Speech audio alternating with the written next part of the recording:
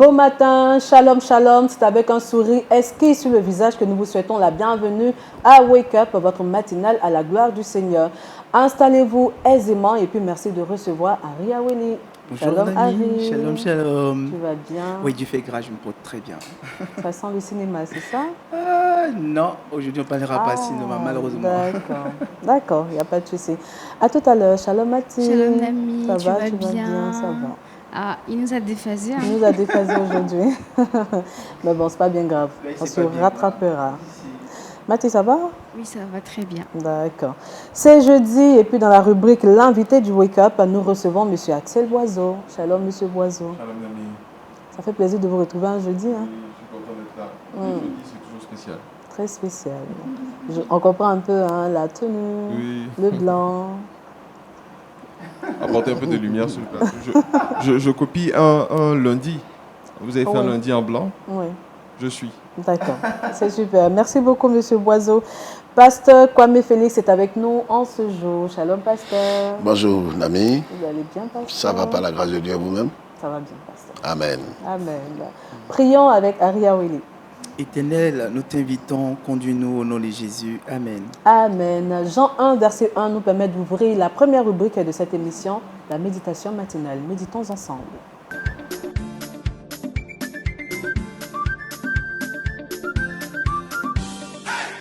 Pasteur.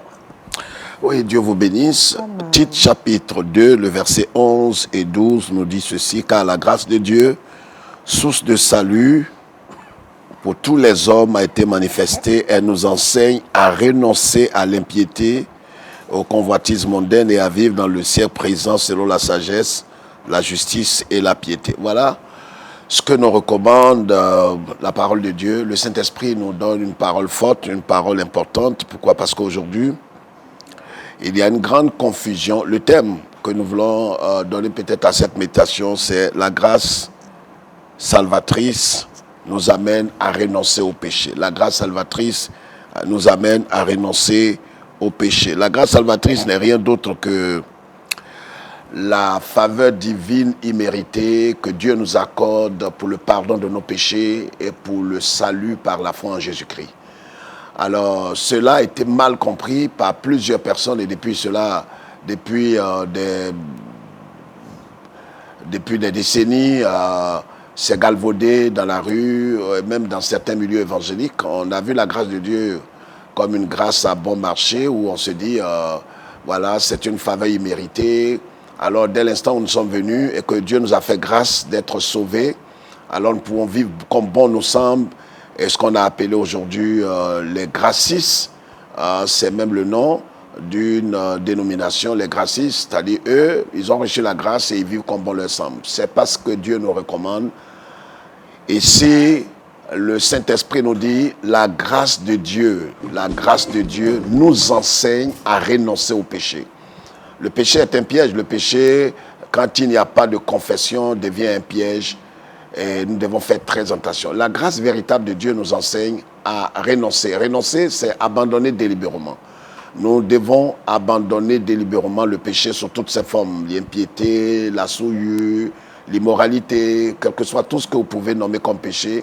La grâce de Dieu, dès que nous la recevons, nous devons accepter de renoncer au péché. Si la grâce que vous avez reçue ne vous pousse pas par le Saint-Esprit à renoncer au péché, ce n'est pas la grâce salvatrice. Ce n'est pas la grâce de Dieu, ce n'est pas la grâce qui vient du Saint-Esprit. Alors si quelqu'un vous dit aussi que vous avez reçu la grâce et que vous êtes libre, comme on l'entend aujourd'hui sur les réseaux sociaux ou bien sur les places publiques, non, vous avez reçu la grâce, vous n'avez pas besoin de faire un effort, c'est une séduction, c'est un esprit d'égarement. Il n'y a pas de salut en cela. Cet salut bon marché, cet salut à 2 balles ne peut pas vous conduire au salut. La grâce véritable, la grâce de Dieu nous amène à renoncer au péché. Et si la grâce ne vous amène pas à renoncer au péché, il faut douter de l'esprit de la grâce qui vous anime. En résumé, nous devons comprendre aujourd'hui que la grâce véritable de Dieu doit nous conduire, doit nous pousser, doit nous amener à quitter le mal, à abandonner le péché sous toutes ses formes et à demeurer dans la foi en Jésus-Christ.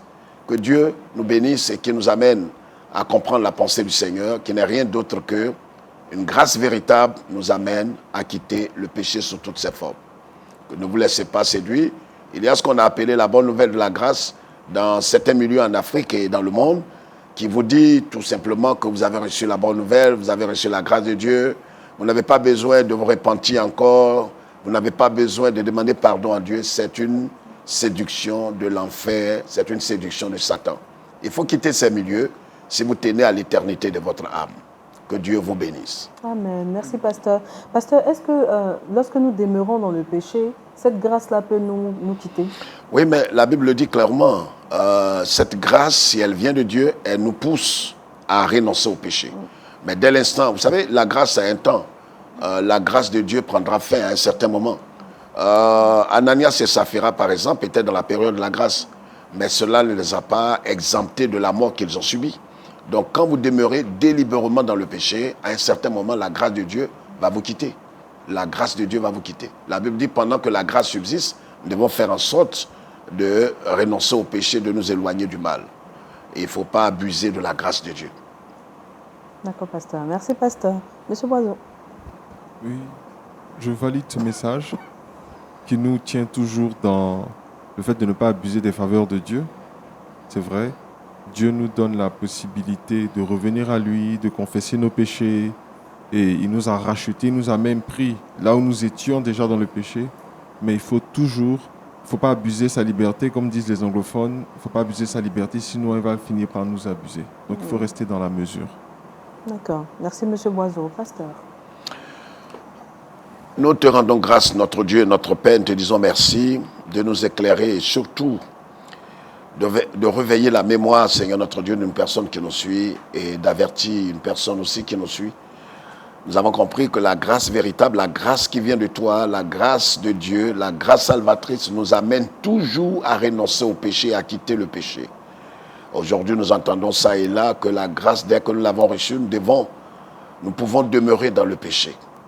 Amène-nous à comprendre ta pensée. Amène-nous, Seigneur notre Dieu, à nous éloigner du mal sous toutes ses formes par la puissance du Saint-Esprit et à nous éclairer davantage. Que toute la gloire te revienne au nom de Jésus-Christ. Amen. Amen. Inspiré par l'Esprit de Dieu, Ari Aweli nous conduit ce matin à Culture Actu.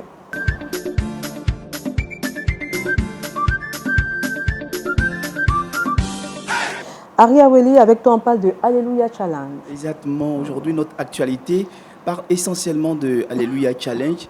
Alléluia Challenge est un programme de louange, un programme de prière qui se tient en ligne et qui a été initié en 2017 par le pasteur et musicien nigérian Nathanaël Bassé. Alors, il faut dire que ce programme est inspiré du livre des Actes des Apôtres au chapitre 16, les versets 25 et 26, où l'on voit Paul et Silas célébrer le Seigneur alors qu'ils étaient en prison. Donc, en quelque sorte, ce programme, sinon Alléluia Challenge, est une invitation aux chrétiens, adressée aux chrétiens à louer, à célébrer le Seigneur. Alors, je vais préciser, cette célébration se tient à une heure précise, c'est à minuit. Et je vous l'avais déjà dit, ça fait référence à ce qu'ont fait Paul et Silas qui ont loué Dieu au milieu de la nuit. Alors, qu'est-ce qu'il faut retenir de Alléluia Challenge? Comme le nom l'évoque, c'est un challenge. On peut louer Dieu dans les difficultés.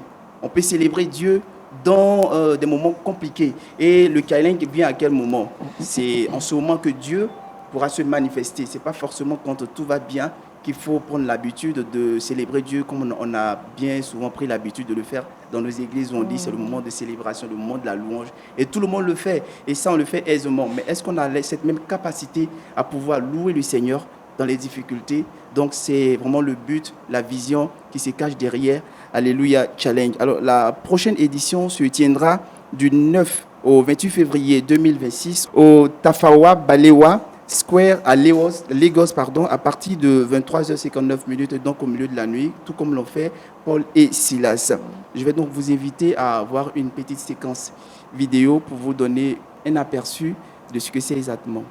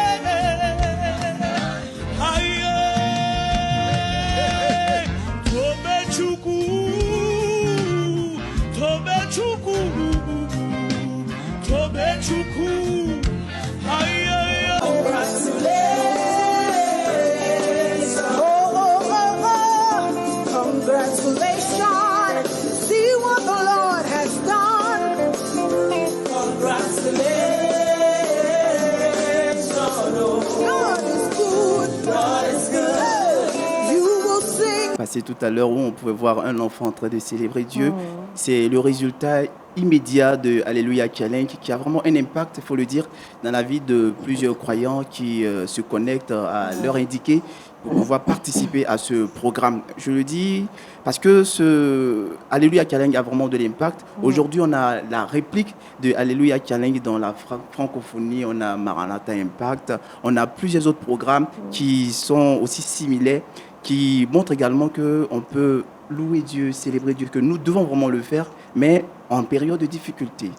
Merci beaucoup à Aria Willy. Et puis il faut savoir que Alléluia Challenge est un rendez-vous divin qui impacte vraiment le corps du Christ et même au-delà des frontières nigérianes. Et puis il faut dire que les témoignages sont légion sur les réseaux sociaux. Grâce à TikTok que moi j'ai découvert un peu Alléluia Challenge. Et puis j'ai vu que des personnes ont suivi ce rendez-vous-là, ont suivi également les challenges et ont même eu du travail. D'autres sont tombées enceintes, d'autres ont enfanté des enfants. Et c'est vraiment un rendez-vous qui impacte vraiment. Et moi, j'ai eu l'occasion de suivre Alléluia Challenge. C'est vrai, c'était en anglais, mais bon, très souvent, c'est retranscrit en français. Et puis, grâce aux rediffusions sur TikTok, on a par moment des personnes qui font un résumé de tout ce qui s'est passé lors de la nuit d'Alléluia Challenge. Et puis, ça impacte vraiment. Exactement, tu le dis si bien. On était en train de causer, je crois, on était en salle de rédaction lorsque Mathie évoquait le sujet.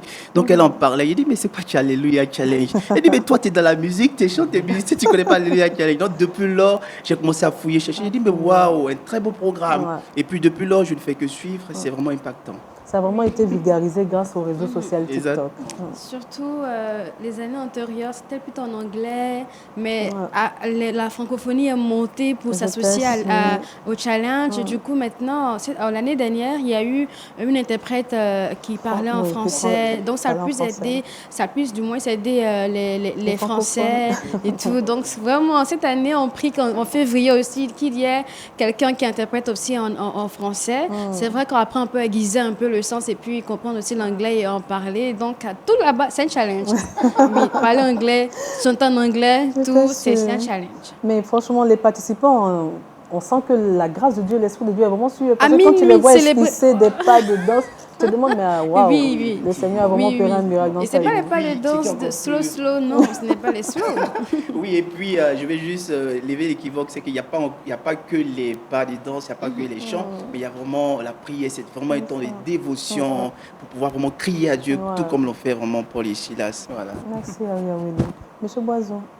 Oui, je connais aussi le Alléluia Challenge et je trouve que c'est très intéressant. La première chose à laquelle j'ai pensé, je me dis, voilà un programme, ce n'est pas que pour une assemblée, ça réunit tout le corps du Christ. On se connecte à 1h et on est tous en train de prier.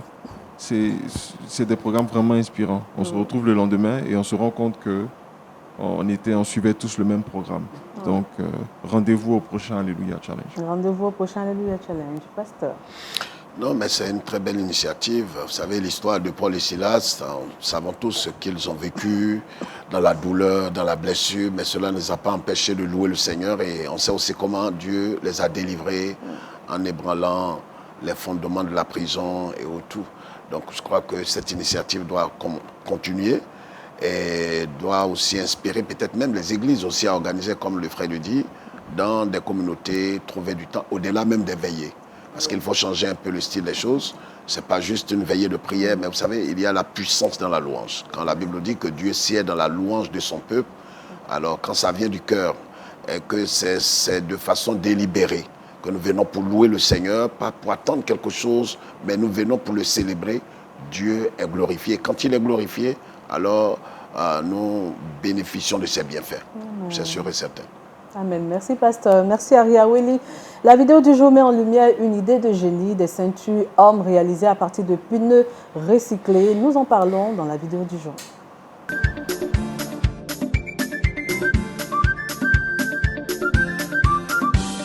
Transforme des pneus de vélo en ceinture.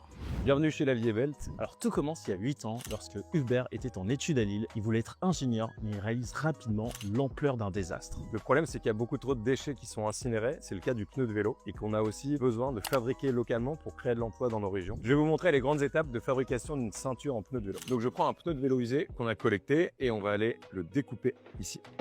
La bande centrale, c'est elle qui m'intéresse pour faire la ceinture. Là, on va utiliser à peu près 70% de la matière qu'il y a sur le pneu de vélo. Lorsque les flancs sont encore en bon métal. On va pouvoir les découper pour faire le passant de notre ceinture. Notre dernier déchet, c'est le métal qu'il y a dans l'arceau. On envoie du coup pour revalorisation énergétique. J'ai mis le passant qui est là.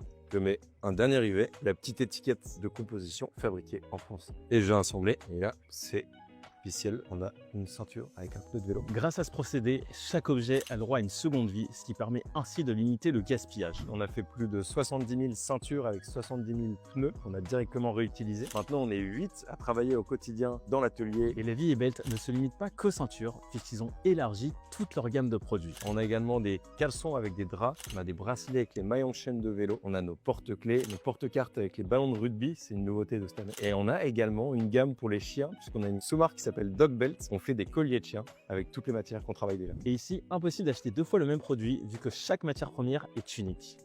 Des ceintures hommes réalisées à partir de pneus de vélo recyclés, je rectifie. Et puis en tout cas, c'est une belle preuve de créativité. Et puis Mathie et moi, nous nous associons pour offrir des ceintures aux hommes sur ce plateau. N'est-ce pas? Oh là là, elle emporte, hein?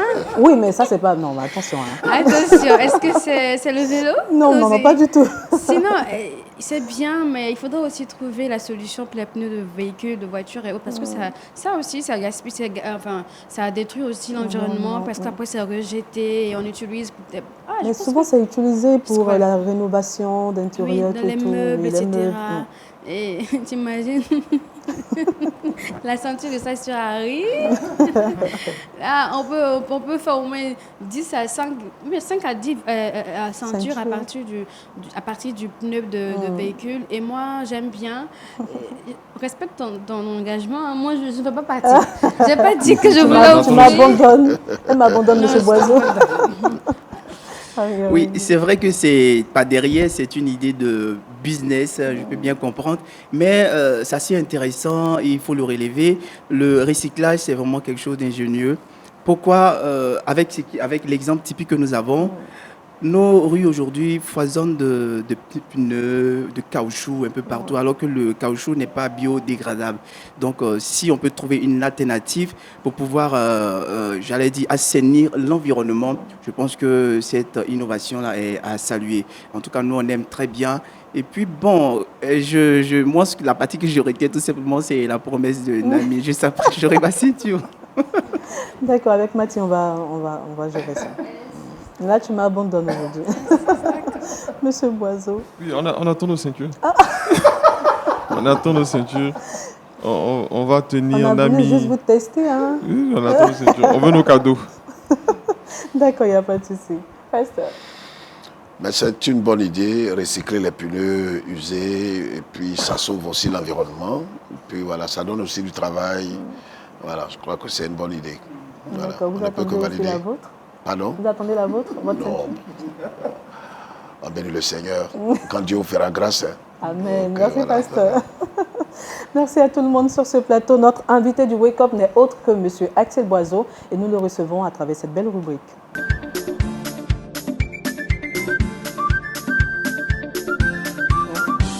Oui, comme on en parlait, l'activité physique et parfois certains principes de la nutrition, ça peut faire débat dans le milieu chrétien. Est-ce que l'activité physique, ça nous rend extrêmement idolâtres de notre corps? Est-ce qu'on fait des excès et tout ça? Quelle approche avoir? Le regard d'un chrétien dessus? Le fruit de l'esprit, c'est la tempérance. Dans toutes les activités, même celles qui sont bien pour la santé, il faut savoir aller avec la mesure. Alors, lorsqu'on entame une activité physique, il y a des moments de travail et aussi des moments de repos, même dans l'activité physique. Il se trouve que même dans l'activité physique, il y a différents thèmes. On travaille la force, ce qu'on peut voir généralement avec des gens qui soulèvent du poids et tout ça. On travaille aussi l'endurance, avec la marche, la course. On peut travailler aussi la souplesse. Il y a de la gymnastique qui peut aider à ce niveau-là. On travaille l'équilibre. C'est des points qui touchent la mobilité du corps, surtout après une opération. Si vous avez été opéré du genou, que le genou retrouve sa mobilité, il se trouve que l'exercice physique aide à ce niveau. Donc, il faut faire de l'exercice physique, mais il faut apprendre aussi qu'il y a une certaine mesure pour le faire. Il faut toucher à tous ces aspects-là. Ça, c'est pour le bien-être du corps. Il faut certes travailler la force du corps pour tenir. Il faut travailler la mobilité, la souplesse. Il faut apprendre à se reposer. Et un autre aspect aussi qu'il faut prendre en compte, c'est la nutrition. Parce que souvent, on a pour excuse le fait de faire du sport et de pouvoir manger comme on veut. Quand on fait du sport, on ne peut pas manger comme on veut. Au contraire, on doit toujours rester dans la mesure, éviter les excès. Parce que bien que l'activité physique fasse du bien au corps, si l'alimentation ne suit pas, ça peut soit retarder les résultats qu'on recherche, mais plus loin, ça peut mettre le corps en danger. C'est-à-dire, un corps qui fait de l'activité physique est plus exigeant, il demande plus de nutriments, il demande plus de soins. Donc, si on ne fait pas attention à ce qu'on mange, ça fait l'effet contraire. Ça peut nous mettre en danger parce que comme le corps est en demande et qu'il ne reçoit pas ce qu'il veut, toute carence dans le corps crée un problème de santé. Donc, gardons la mesure. Ne nous concentrons pas seulement sur l'aspect esthétique, qui est bien, certes, mais parlons de santé, touchons à tous les aspects de l'activité physique et on peut de temps en temps se faire du bien, manger sucré, manger salé, mais ne pas faire d'excès. Surtout, après avoir pris soin de son corps, les repas près de l'entraînement, vraiment faire attention à manger des repas sains. D'accord, merci M. Boiseau. M. Boiseau, à quoi est-ce qu'on s'expose lorsque nous pratiquons une activité physique sans modération? C'est-à-dire 7 jours sur 7, 24 heures sur 24, bon, je ne sais pas s'il y a des personnes qui le font, mais 7 jours sur 7, nous pratiquons une activité physique sans repos. Effectivement, il y a des personnes qui le font. L'activité physique fait du bien.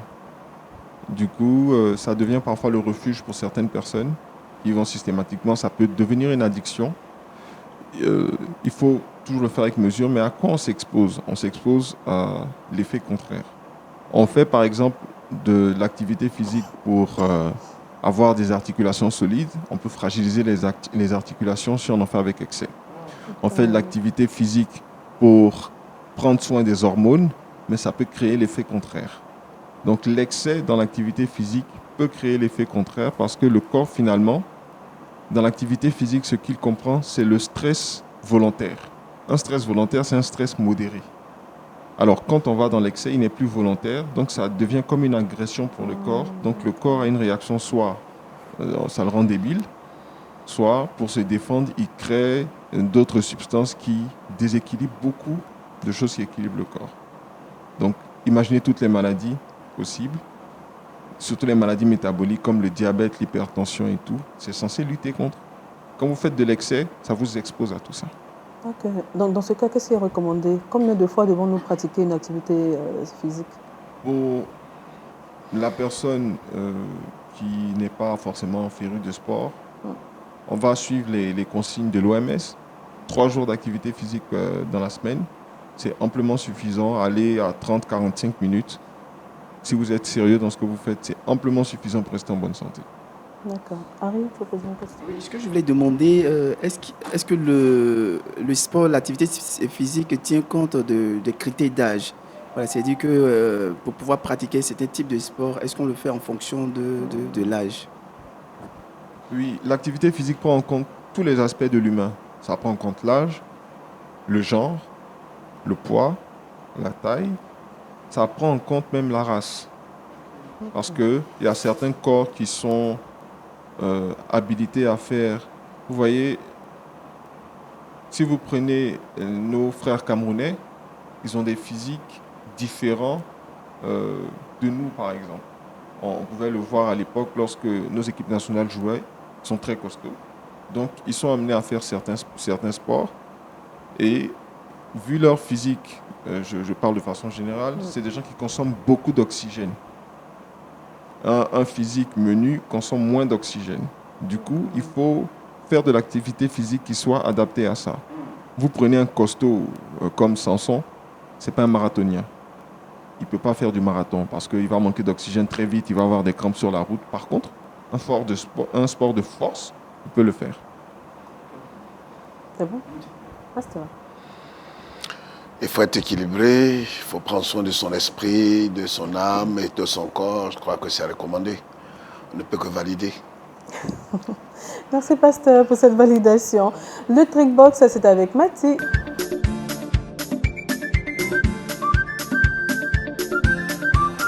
Recette cocktail bonne santé. Oui. après le sport, encore on continue. Voilà. Et nous sommes en milieu de semaine. Si vous vous sentez fatigué, épuisé, courbaturé et que vous avez du temps pour vous relaxer, ça tombe très bien. Aujourd'hui, je vous propose un cocktail bonne santé, très savoureux qui pourra vous aider à vous relaxer. Donc, je vous invite à imiter les faits et gestes, à reproduire, surtout que ce sont des éléments qu'on peut trouver facilement dans le commerce ou même dans votre réfrigérateur. Ensemble, regardons ensemble. Une amie m'a appris ce cocktail sans alcool et je suis devenue accro à son goût. Commence par mettre des glaçons dans le verre, puis des rondelles de citron, du fruit de la passion et du lait concentré sucré en mélangeant le tout. Ajoute encore des glaçons, verse du soda et une touche supplémentaire de fruit de la passion. Décore avec une rondelle de citron et tu obtiendras un cocktail rafraîchissant, onctueux et plein de saveurs tropicales. Parfait pour n'importe quel moment. Ah, Oui, c'est très intéressant. Seulement, c'est pas trop conseillé pour les personnes qui ont des problèmes, qui sont diabétiques ou vraiment. voilà, qui ne doivent pas consommer du sucre parce qu'il y a le soda, il y Il y a a le le lait fruit de concentré, passion, ouais. lait concentré. Donc, vous pouvez adapter aussi selon ce que vous avez. C'est ça. Voilà. Merci beaucoup. Aria Willy. Oui, je Je sais valide, que tu c'est vas le très bien. tester. Si, si, c'est clair. Je savais. Monsieur Boiseau. C'est sûr que si vous avez une crise d'hypoglycémie, ça va vous remonter immédiatement. Mm. Mais faites-le une fois par semaine. Une fois par semaine. D'accord. Merci, Monsieur Boiseau. Pasteur. Je ne peux que valider. Seulement qu'en faisant très attention au sucre, quoi, moi je le dis, parce que trop de sucre, vous savez ce que c'est. Merci, Pasteur, pour cette validation encore une fois. Le saviez-vous avec Aria Willy?